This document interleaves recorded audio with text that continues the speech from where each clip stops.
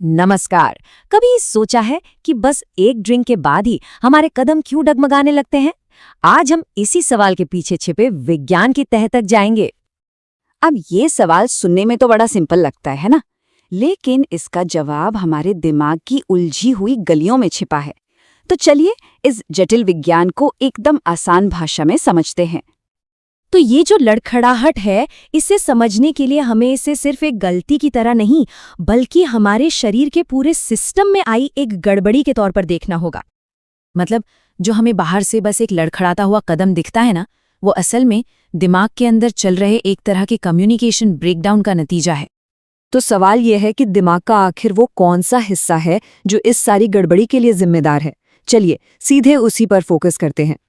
देखिए, ऐसा नहीं है कि ये असर पूरे दिमाग पर एक जैसा होता है। नहीं, ये बहुत ही स्पेसिफिक है, एक खास हिस्से को ही टारगेट करता है। और वो हिस्सा कौन सा है? जी हाँ, इस पूरी कहानी का जो मुख्य किरदार है वो है सेरेबेलम। इसे अनुमस्तिष्क भी कहते हैं। ये हमारे दिमाग के पिछले हिस्से में मौजूद होता है। तो ये सेरेबेलम करता क्या है? इसे आप अपनी शरीर का मूवमेंट कंट्रोल सेंटर समझ सकते हैं। हमारा चलना, किसी चीज को पकड़ना और बॉडी का बैलेंस बनाए रखना, ये सब कुछ इसी के जिम्मे है। और हाँ, ये कोई अंदाजा या थियरी नहीं है। ये बात साइंटिफिकली प्रूव हो चुकी है कि शराब सीधे सीधे हमारे सेरिबेलम पर ही हमला करती है। ठीक है, तो हमने सेरिबेलम को तो पहचान लिया। अब चलिए जरा और गहराई में उतरते हैं, उन छोटी छोटी कोशिकाओं तक जो असल में इसे काम करने लायक बनाती हैं। ये न्यूरॉन्स, अरे इन्हें आप दिमाग की वायरिंग या बिजली के तार समझ लीजिए, जो हर पल हर सेकंड एक दूसरे को सिग्नल भेजते रहते हैं। अब देखिए, दिमाग भी कमाल की चीज है। इसमें एक तरह के नहीं बल्कि कई अलग अलग तरह के न्यूरॉन्स होते हैं जो अलग अलग काम करते हैं। यही तो दिमाग को इतना पावरफुल बनाता है। लेकिन इन सबका एक ही काम है, एक दूसरे को सिग्नल भेजना। तो अब आते हैं असली मुद्दे पर। वो कौन सी केमिकल गड़बड़ी है जो इन न्यूरॉन्स के सिग्नल को तोड़ देती है? इसे ऐसे समझिए, मान लीजिए दो न्यूरॉन्स हैं। उनके बीच में एक डाकिया है जो चिट्ठियां, मतलब कि संदेश लेकर इधर से उधर भागता है। अब जैसे एक गाड़ी में एक्सीलरेटर होता है और ब्रेक भी, है ना?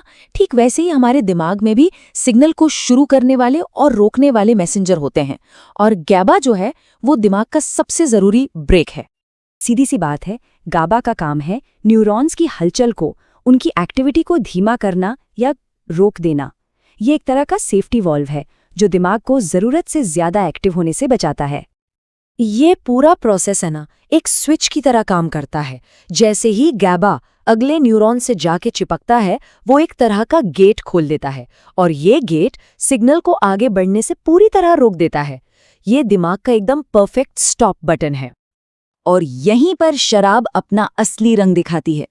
वो क्या करती है? वो गाबा के इस ब्रेक वाले असर को कई गुना बढ़ा देती है। सोचिए, दिमाग का ब्रेक पेडल जरूरत से ज्यादा जोर से दब गया है और ये सबसे ज्यादा होता है सेरिबेलम में। बस इसी वजह से बैलेंस और कोऑर्डिनेशन के सिग्नल हम तक पहुंच ही नहीं पाते। और सिर्फ चाली क्यों, हमारी जबान का लड़खड़ाना और रिएक्शन टाइम का धीमा होना सब इसी का नतीजा है। तो चलिए, अभी तक हमने जो भी समझा, उन सारे टुकड़ों को जोड़कर एक पूरी तस्वीर देखते हैं। तो कहानी क्या बनी? सबसे पहले शराब पी गई, फिर उसने ग्याबा का असर बढ़ाया। इसके बाद ग्याबा ने सेरिबेलम को जरूरत से ज्यादा धीमा कर दिया और नतीजा कदमों का लड़खड़ाना। ये दिखाता है कि कैसे एक छोटा सा केमिकल चेंज हमारे पूरे शरीर पर इतना बड़ा असर डाल सकता है। और अंत में बस ये एक सवाल कि हमारे दिमाग की सबसे बुनियादी चीज यही सिंपल ऑन ऑफ या रुको जाओ वाले सिग्नल है। और इन्हीं से एक लड़खड़ाहट से लेकर हमारे गहरे ख्यालों तक सब कुछ कंट्रोल होता है। ये हमारे इतने जटिल दिमाग की सादगी के बारे में क्या बताता है? सोचने वाली बात है ना?